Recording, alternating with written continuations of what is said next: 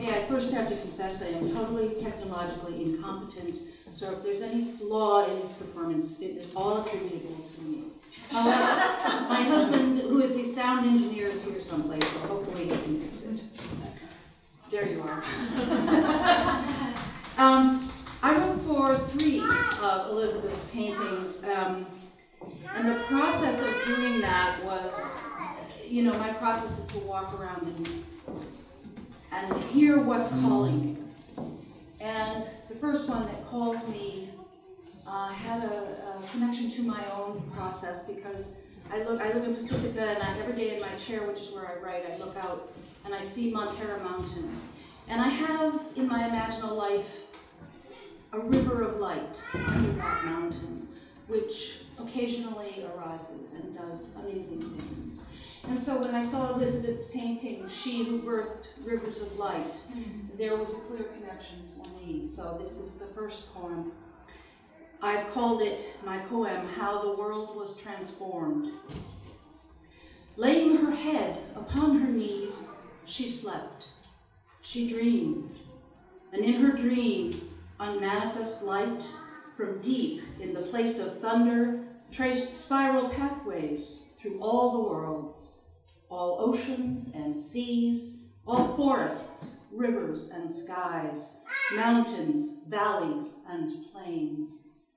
And in her dream, the light pooled around her, immersed her, bathed her, radiated through her being. From her hair, her fingers and toes, all her whole body and being, this light poured forth, flowing toward the manifest world in rivers of transformation. She rested.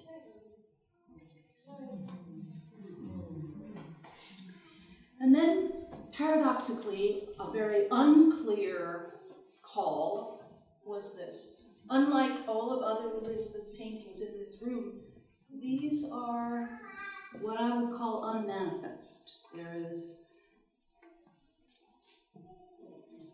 a grave secrecy in this painting to me. It's called Council of Angels, and I called my poem In the Beginning.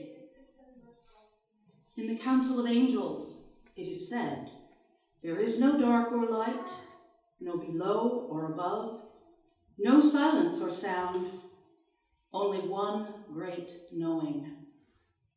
An equal confluence governs all matters in heaven and earth, all worlds between them. There is reverence for what is not and what is, the many dimensions of being spread between them. There is a gathering of design, subtle patterns, yet unmanifest. In the Council of Angels, it is said, all things will be revealed. And then I have to find her now. Yes.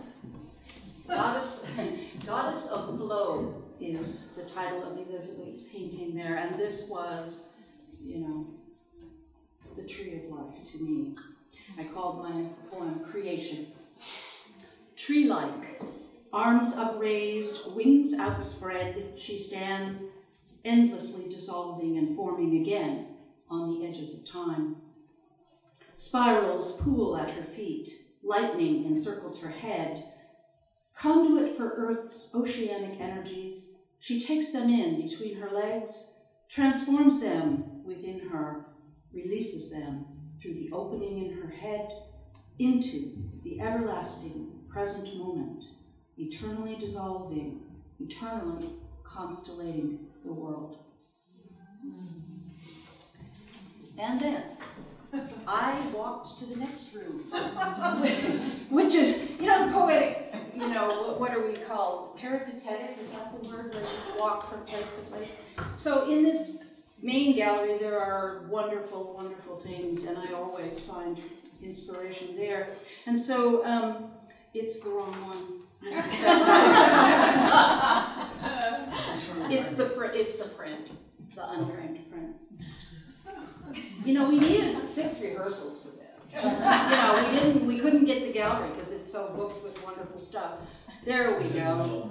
Thank you. Oh, okay. See, I told you I had technical difficulties. All right, this is a photograph by Pastor Stacy Bourne. It's called Hanuman Devotion in Varanasi, India. I called my poem Her Prayer Transforms the World. Draped in gold and red, she stands barefooted at the shrine. She has brought water in a bronze vessel, flower petals rich in pollen. Stepping outside time, she pours clear water at his stone feet, scatters her petals, each holding a note from the song of praise she sings. When she returns to time, fresh tenderness fills the air. It's now the big one.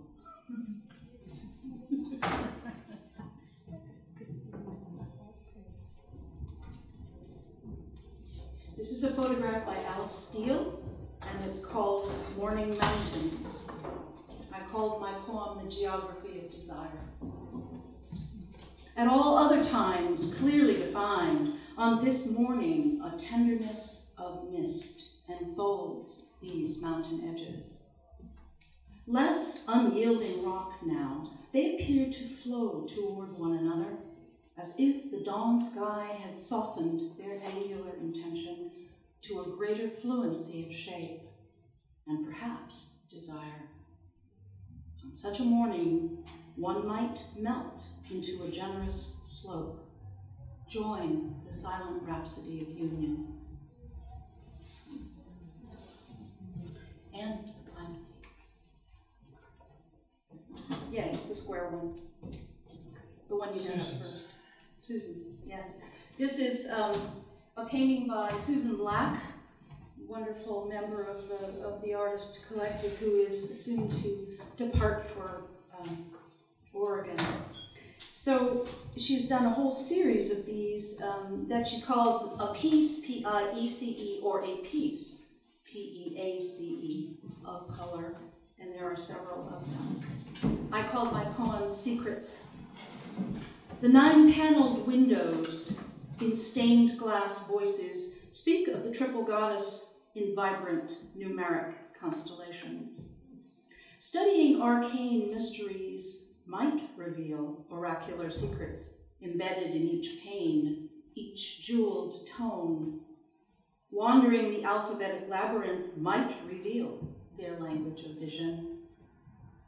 In the end, simply gazing, inquiring mind stilled, may reveal a more precious secret than all of these. Mirrors of the soul, reflecting the beauty in the mind of the beholder.